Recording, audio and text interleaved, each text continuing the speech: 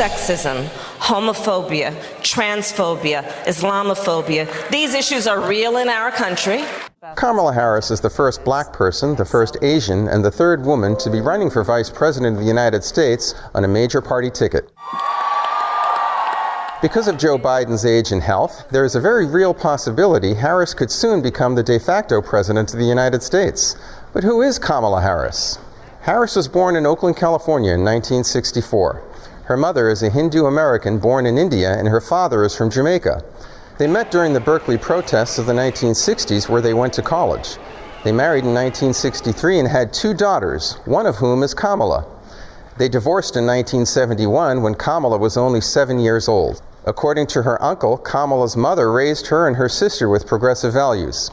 Her mother worked in biomedical science, and her father, Donald, became a Marxist professor of economics. You know, the privileged communities in the country have those capacities and those resources, those facilities, but these other communities don't. So it's a matter of bringing equity to people. There is no evidence that Harris had a religious upbringing, although her upstairs neighbor periodically took Kamala as a child with her younger sister to a Church of God service in Oakland. In 1982, Harris went to Howard University, and in 1989 she received her Juris Doctor at UC Hastings College of the Law.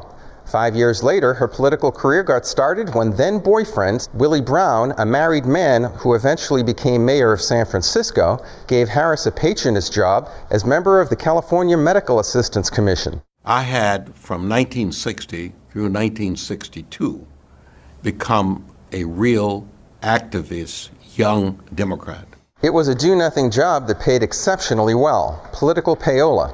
Adjusting for inflation, it would be equivalent to over $120,000 a year today.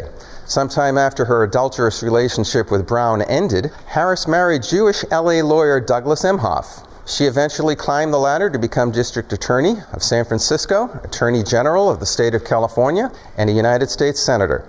Harris was rated the most liberal senator in 2019 and has been fiercely pro-abortion throughout her career.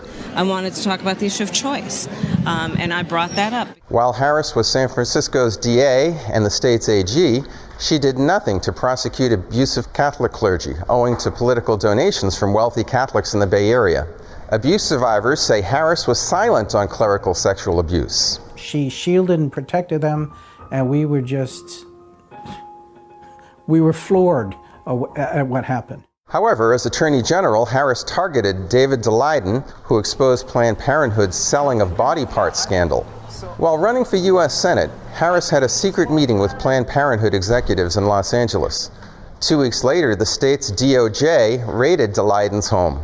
Planned Parenthood's attorney instructed them to seize the computers that produced the videos. They also seized his videos and some personal information. If you were an undercover journalist investigating Planned Parenthood and investigating the abortion industry trafficking baby body parts, then Kamala Harris wanted to silence you, wanted to intimidate you, and wanted to make sure that your message was punished and didn't get out there to the public. Harris has been relentless with her leftist ideology.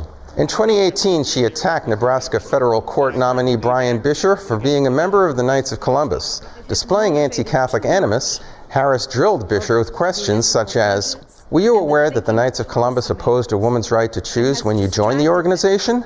And do you agree with Mr. Anderson that abortion is the killing of the innocent on a massive scale?" As Senator from California, Harris fought against protecting babies born from failed abortions from being left to die. In 2019, she voted against the Born Alive Abortion Survivors Protection Act, which would protect infants from neglectful murder. Now she is the Democratic vice presidential candidate taking on the Trump-Pence ticket. And I'm ready to get to work. Together with cafeteria Catholic Biden, who vehemently supports abortion, has presided over a so-called same-sex marriage, and believes there are at least 3 genders, this destructive duo is said to be the most anti-life ticket in American history. Paul Morano, church militant, Detroit.